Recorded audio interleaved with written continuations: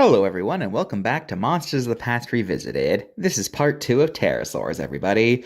Today, we are discussing the pterosaurs of the pre-Cretaceous period. Whatever, I'll think of a title later. So, where did pterosaurs come from? Well, it's hard to say exactly where any animal came from since, we only have things like bones to go off of, so we can't build an exact timeline, and of course, that's not even getting into the whole when can they first truly be called this thing. It's like the chicken versus the egg of evolutionary science.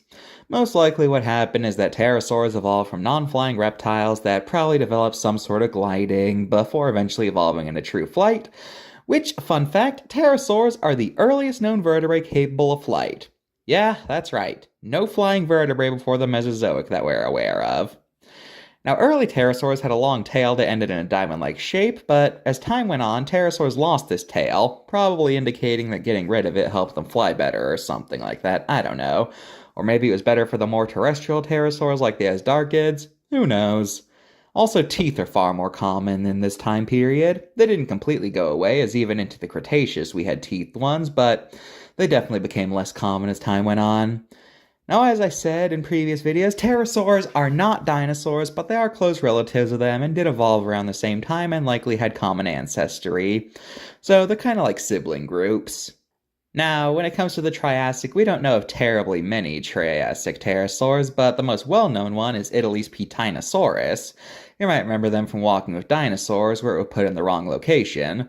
But to be fair, the world was only a single continent at this time, and they can fly, so, it's not that crazy to imagine that it could potentially fly to another country, especially since, they're all bunched together, so...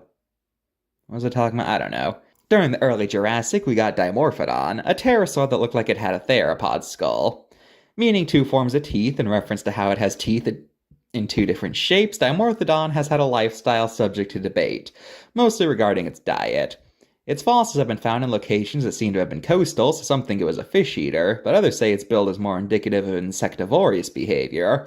But nowadays, the most common theory is that it would have hunted terrestrial vertebrae. Things like small reptiles, amphibians, maybe mammals if they are around them, guys like that. In addition, there's also theories that it wouldn't have been a good flyer. You see, they had pretty short wings and a rather stocky build, so it's thought they were like game birds, things like pheasants. They could still fly, but they didn't primarily move by flying. They primarily stood on the ground and only flew in order to escape them things or if they needed to get somewhere quicker. Also, their skeleton indicates they would have been great at climbing a tree, so that's another thing going for them. Rhamphorhynchus, which I kid you not means beak snout. Beak snout. Anyway, they lived in Europe and possibly Africa during the late Jurassic. These guys have been found with both preserved stomach content and we found their poop, so we know they had a seafood diet. Also, they gave us one of the coolest fossils, which depicts a Rhamphorhynchus swallowing a small fish while at the same time it got attacked by Asperdornychus, which is a swordfish-like fish from around the time. It's thought that what happened is that the big fish either was trying to attack it or accidentally got caught in the wing membrane, and the two started struggling around and either suffocated to death because of exhaustion or they fell into a poorly oxygenated zone of the water. But regardless, they died, got fossilized, and now just look at this. This is genuinely cool. Arpactognathus is a notable pterosaur because it has the biggest resemblance to pop culture to pterosaurs. It had a crest, a tail, and teeth. Now, of course, it lacked the huge size pterosaurs always have in media, but close enough.